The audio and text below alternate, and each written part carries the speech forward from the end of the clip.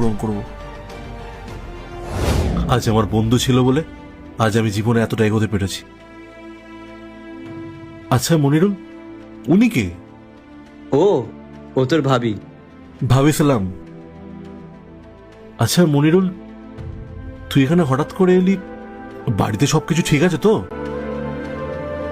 আরে কি রে, চুপ করে আছিস কেন? সবকিছু ঠিক আছে তো? না রে ভাই, কিচ্ছু ঠিক নেই। আব্বুর শরীর খুব খারাপ, হসপিটালে ভর্তি। ওই কি একটা যেন হয়েছে, তার জন্য অপারেশন করতে হবে। আর ডাক্তার বলেছে 5 লাখ টাকা মতো দরকার। আমি 5-6 দিন ধরে অনেক চেষ্টা করেছি টাকাটা জোগাড় করার, কিন্তু কোথাও পাচ্ছি না।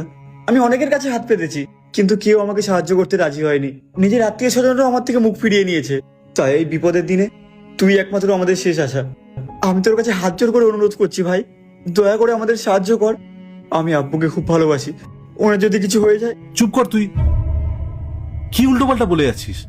আমি আমি ওনার কিছু হতে দেবো না। আমি ঈশ্বরে কিসের জন্য এসেছিলাম? ইনকাম করার জন্য তো। ব্যাস, আমার কাছে যথেষ্ট টাকা আছে।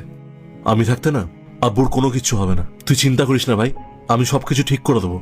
তুই এসব ছাড়, এখন অফিসের মধ্যে চল। না না, আমি ভেতরে যেতে পারবো না। আব্বু হসপিটালে ভর্তি, আর ডাক্তার বলেছে যত তাড়াতাড়ি টাকা জমাতে হবে তত তাড়াতাড়ি অপারেশন শুরু করা যাবে।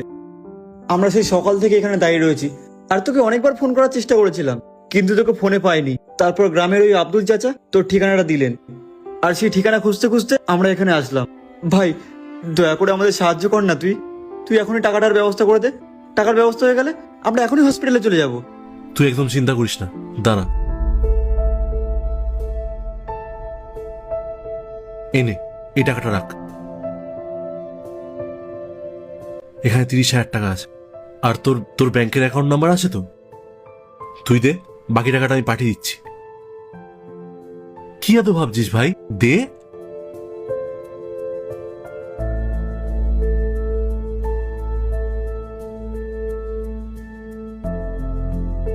ঠিক আছে, তোর এই পুরো টাকাটা আমি এই নাম্বারে পাঠিয়ে দিচ্ছি। শোন, আমার কিছু ইম্পর্টেন্ট কাজ আছে, আমি এটা কমপ্লিট করে তোদের কাছে চলে যাবো। আর তুই না কোনো টেনশন করিস না, আমি আছি তো, সবকিছু ঠিক হয়ে যাবে। তুই একদম বদলাসনি ইন্দ্র। সেই ছোটবেলায় যেমন আমাকে সবসময় সাহায্য করতি, আজও সেইভাবেই আমাকে সাহায্য করলি। তুই আমাকে এতগুলো টাকা দিলি, এইভাবে আমাকে কেউ সাহায্য করবে না। ভাই, আমি তোর এই ঋণ কোনোদিনও ভুলবো না। একটা দেবো না, চুপ কর। ঋণের কথা বলতে এসছে, চল তোকে স্টেশনে ছেড়ে দিয়ে আসি।